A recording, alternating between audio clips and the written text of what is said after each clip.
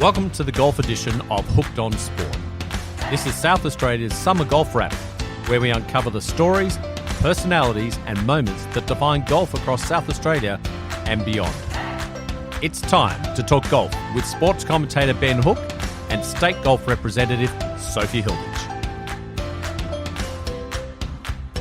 Welcome to the Hooked on Sport podcast recap of the first round of the Women's Australian Open from Kooyonga Golf Club, Adelaide, South Australia.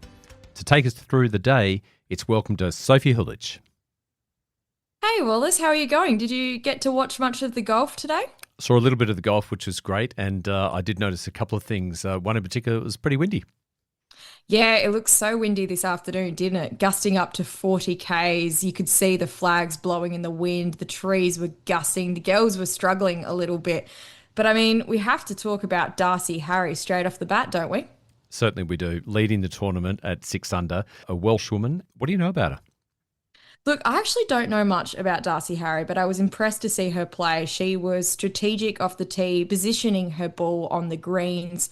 It was 5 birdies today and an eagle. She took advantage of those par fives, which is what I foreshadowed in our preview on Wednesday, is that those par fives, if the girls could get them, were really going to be opportunities to gain some shots on the field. It was 1 bogey on the card. That's it. It's a 6 under. It was absolutely textbook.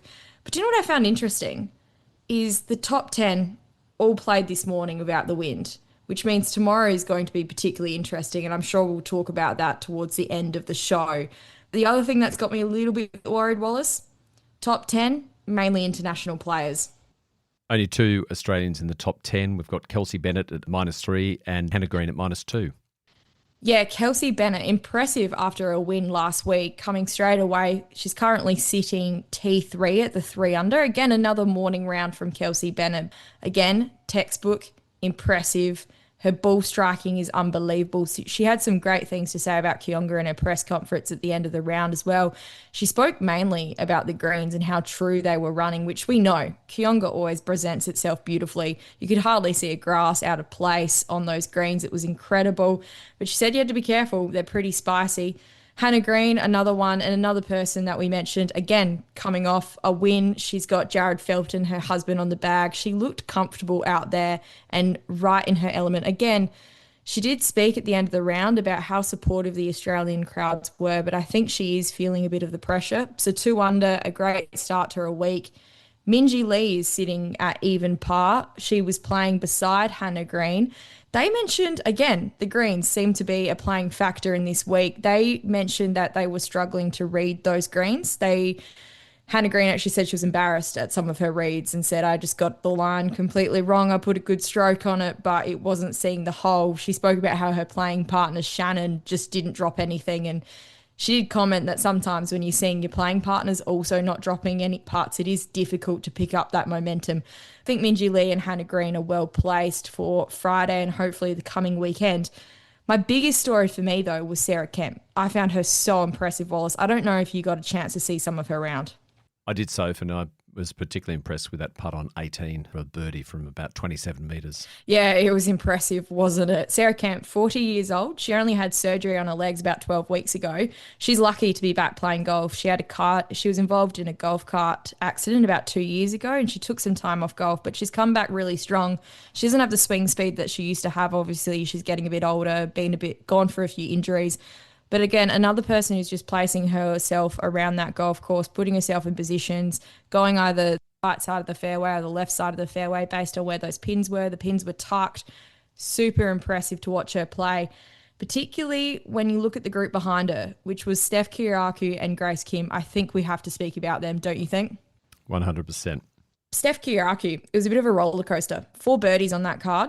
That's impressive, I have to say. I didn't see that many birdies out there, particularly in the afternoon. But a quadruple on the second hole. I think she took 5 tee shots with 2 duck hooks, 2 flares with a fairway wood, and then an iron just trying to get it into play. Her swing was all over the place. She was coming straight inside, either falling over the top of it and collapsing or getting her body too far in front and just holding it there. It was tough to see, particularly when she's been striking the ball so unbelievable. She's probably too far back to get a win. She's not too far back to make the cut coming into the morning. If she can get a swing together, her short game looked impressive. She'd hold a bunker shot on, I want to say, the 13th hole, a shortish par 4. It was impressive.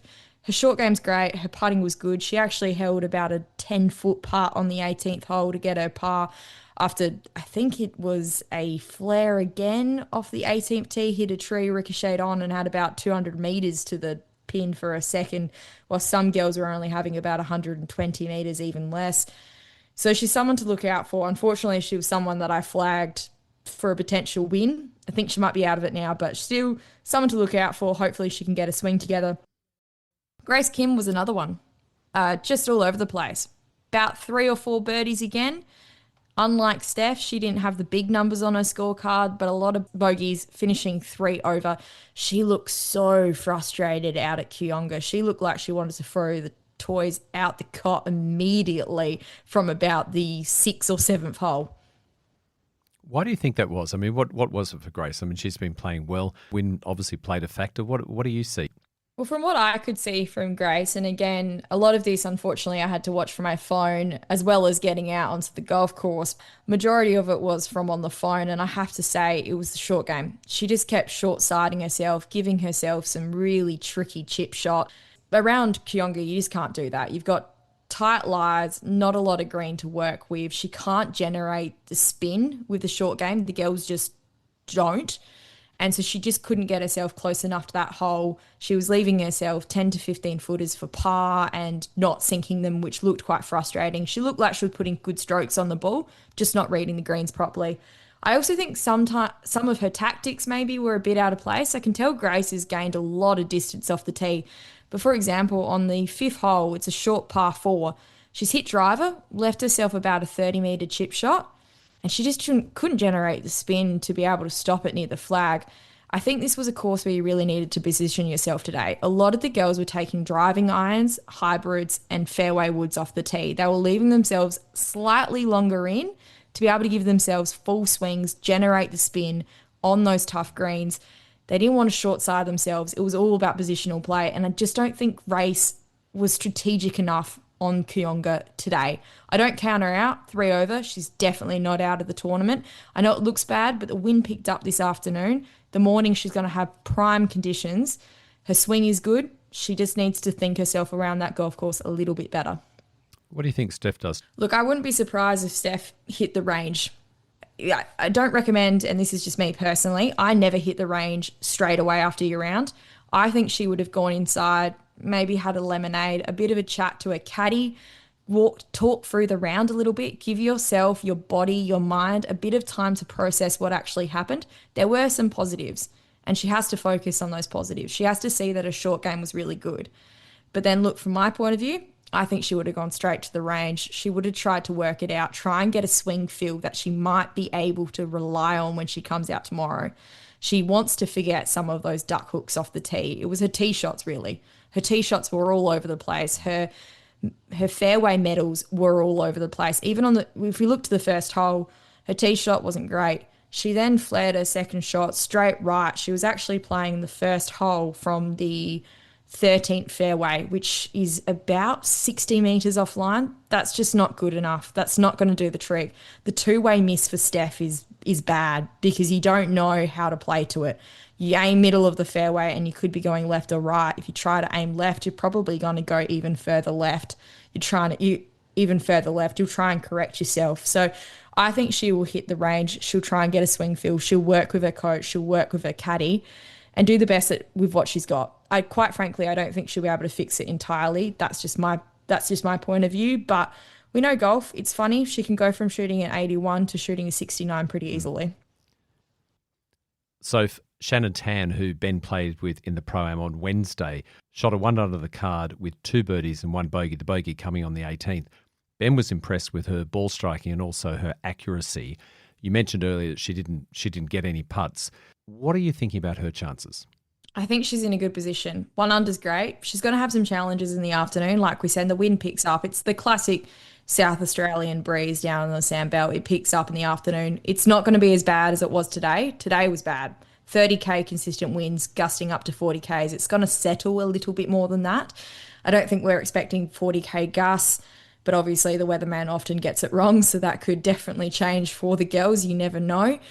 But I like her chances. Her putter was a bit cold today, but it looked like she was putting good strokes on it. Hannah mentioned it too. She just said they weren't reading the greens correctly. They were hitting their putts online and they just weren't dropping. The pins are going to change. It's going to be new positions for them. I think she'll get the hang of it. She's in a good position at 1 under, only 5 back.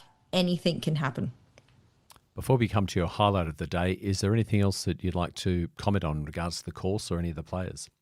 Yeah, I think the course is playing amazingly like we expect from Kooyonga. I've got a shock at how far those fairways are bouncing. They're almost bouncing further than what the greens are. So there's a lot of strategy coming off that tee, which I somewhat expected, but didn't expect as much as this. It's not playing as long as what I thought. The other interesting thing is a lot of the holes at Kooyonga are straight up and straight down. So they're often playing holes into the wind or downwind, which means it's a bit challenging for the players, but not as challenging as it could be. There's not a lot of cross breezes happening, and a lot of the holes that do have cross breezes are a little bit more protected. But with this wind, the greens are only going to get faster and faster. I'd be interested to speak to some greenies because I'm curious as to what they're going to do with the greens across the week.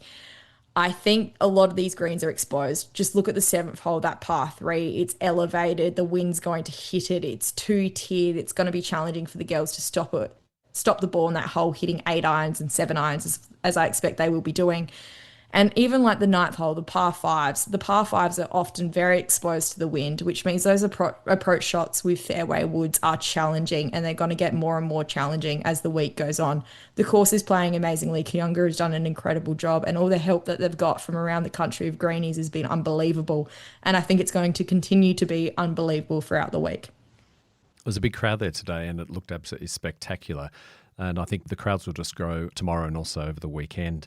Now let's focus on your highlight. Did you have a highlight of the day? Well, my highlight's obvious, Wallace, isn't it?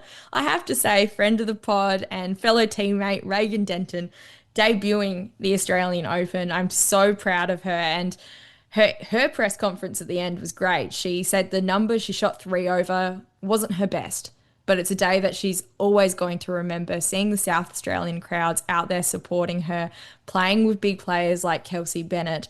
But I mean, her highlight and my highlight of today was a hole-in-one on the 7th hole. It was caught on film. Just go to the Golf Australia Instagram page and you'll see it. You'll see her reaction to it as well. That beautiful smile that she has, smiling as soon as she drops it into the hole and smiling as she can watch it on video drop into the hole. 7th hole. It's a challenging hole. It's elevated. You miss the green. You're rolling off into some dangerous bunkers, or you're rolling off about 50 meters and having a tight lie chip. It's 2-tiered. It's incredibly challenging. The pin was tucked again today, so it was an incredible shot. I know it wasn't the number she wanted to shoot, but it is hard. 7th hole actually played as her 16th hole. She started on the 10th tee block.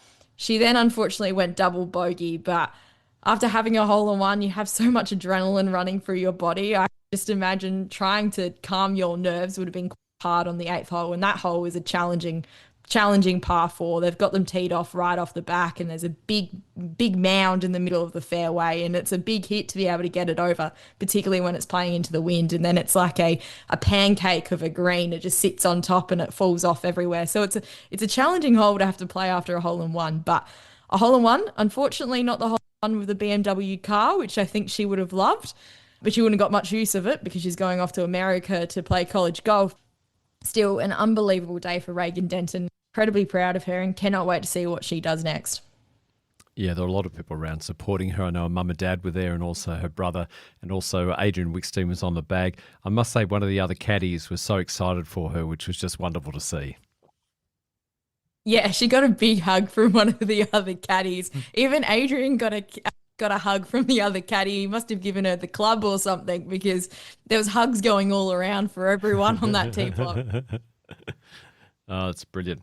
Sophie, as we now look to tomorrow, what are your thoughts in regards to how the course is going to play tomorrow? Any differently to today? Obviously, you mentioned the wind's going to be a little bit milder. What are you seeing for round 2? Yeah, I think round 2 will probably play fairly similar to what it does today. I think the greens won't get too much quicker. The fairways will stay relatively the same. They'll try and keep it similar conditions for the afternoon and morning field on both ends of the on both days to make it almost as fair as possible. They'll try to quicken them up for the weekend. I think pins again are going to be relatively tricky, but I do think Kooyonga's still keeping it pretty fair. They're still wanting the scores out there. 6 under was out there. I think tomorrow we're going to see more and more birdies. I think it's going to play pretty similar. I'm actually curious to see the people fighting for the cut line. I don't know why, but Kooyonga is showing a bit of its teeth. And if you don't have your game, just like Steph Kyriakou, it's going to bite you and it's going to be vicious. So those people fighting for the cut line is kind of where I'm interested in watching, which is funny. Normally you want to watch the leader. People battling it out at Kooyonga is going to be entertaining. The par 3 14th, which you said the car was up for grabs, was one of the easiest holes on the course. Which are the scoring holes around Kooyonga? Yeah, the scoring holes are, for me, from my personal experience, I keep harping on about it, but it's the par fives for me, particularly the first hole, the second hole, the ninth hole, and the 16th. They're gettable. The first is still a 3-shot hole, but they're hitting wedges into it and they can control their wedges. These are the best golfers in the world, so they know what to do with their wedges. They know their numbers inside out and they know how to get those birdies. So there were a lot of birdies on the first hole. There's a lot of birdies on the second hole. It's a gettable green for the girls. The ninth is the same. It's playing straight downwind. Some of them are even hitting fairway wood off the first tee and still making it in two. And again, the 16th is the same for the girls. Some of them can reach it into those bigger hitters, but a lot of the others are just laying up to a number and being able to control their spin and getting those birdies. So the par fives are the holes. The par threes are showing their teeth. I know the 14th was playing easy, but that can play hard, then they can make it play hard easily. That hole is actually quite challenging because you can't feel the wind off the tee. So if you're not in tune with it, it can often be, that's one of the holes that can be a nasty cross breeze and it can catch your ball pretty quick, and it can also play into the sneaky into the wind and you won't realize it. So I know the 14th played easy today, but I expect that hole is going to get harder and harder as the tournament goes on. The par threes are going to be the challenge. If you can get around par on the par threes, I think you're going to have a good day around Kooyonga Golf Club. So if there are about 33 people on even par or better, -6 is leading the tournament. What are your thoughts on what the cut line will be tomorrow evening? Tomorrow is going to play slightly easier, a bit similar, but slightly easier, which I think means the cut line is not going to blow out aggressively. I think it will be sitting at about 6 over. So there's a lot of girls out there that need a fight and they need to shoot under par tomorrow to make that cut line. But there's a lot of girls that are sitting on that cut line, which will also need to play a little bit more defensively around Kooyonga. I don't think Friday for those girls is the day to try and get out there and attack those pins. I don't think Kooyonga, to be fair, is an attacking golf course. The girls who are at the top of that leaderboard are the girls that putted well. They're the girls that position themselves. They're the girls that hit middle of the greens. They didn't go for pins. Even Kelsey Bennett said herself, I think it was one of the par threes, she had a 2, and she said she actually pulled that shot. She wasn't aiming at the pin. And it got lucky, and then she had a tap-in birdie. But that's the girls that are playing well. It's the girls that are playing for middles of the green and playing strategically, and if they hit a bad shot, it will end up next to the pin rather than ending up short-sighted. So the girls that are blowing out are the girls that have no control of their ball whatsoever, unfortunately, like Steph Kyriakou, who was just hitting it off the planet and is just trying to find the middle of the club face with a square club face. And the other ones are the girls that are just missing and not aiming correctly, and they're going for pins and they're trying to get aggressive and they're trying to force it. You cannot force it around Kooyonga. So my long-winded answer is I think the cut line will be sitting at about 5 or 6 over, Wallace. Great, thank you. If you're heading out to Kooyonga tomorrow or over the weekend, have you got a couple of really good vantage points for people when they go to Kooyonga if they're going for the first time? Look, that little rotunda, you'll see it as soon as you walk through. If you get to the clubhouse, you'll see this rotunda in the far distance. That's on the back of the 9th green, and it's an amazing spot to chill out and watch golf. You can see so many holes from it. You'll see the 14th. You'll see the 10th tee shot, you'll see the 9th green, and you'll also see the 15th tee shot. That's 4 holes for you. It's 2 par threes, a challenging par 4 and 10. It's playing dead into the wind, about 360 meters. And approach shots, you might see some eagles, you might see some birdies. Well, you might see, unfortunately, some really big numbers. That's where I would be heading. I think it's a great spot. The other spot, which is a bit further on the property, and again, if you head onto the rotunda and you just keep walking past the rotunda, if you go and chill at about the 6th green, on that edge of the 6th green, you'll be able to see the par 4 4th hole, which is a short par 4. You'll see a lot of wedges around that hole, but you'll see the challenging 6th green as well, which a lot of girls are having blind approach shots, which we know Ben Hook hates blind approach shots. So that's probably where he'll be chilling, and he'll be hoping to see some interesting shots from those girls. There's a lot of good spots at Kooyonga. There's a lot of elevation, which means you can sit at high spots and see a lot of holes. Those par 3s, like I said, they're a challenge, and the par 5s are where you see birdies. So I'd be heading to that middle rotunda if you hadn't been to Kooyonga before. Great advice. One of the things that we are doing before our wrap tomorrow is we're catching up with the CEO of the WPGA, Karen Lunn. Sophie's going to be having a chat with Karen Lunn, following on from the round table that Sophie had called Driving the Future, Women and Girls in Golf with Anne-Marie Knight, Sarah King and Sarah Chia. So look out for that in the coming days. Soph, look forward to seeing you out on the links tomorrow. Yeah, Wallace, I look forward to seeing you at Kooyonga Golf Club, and I look forward to seeing a lot of our listeners out there as well. Thanks, Wallace. Cheers, Soph.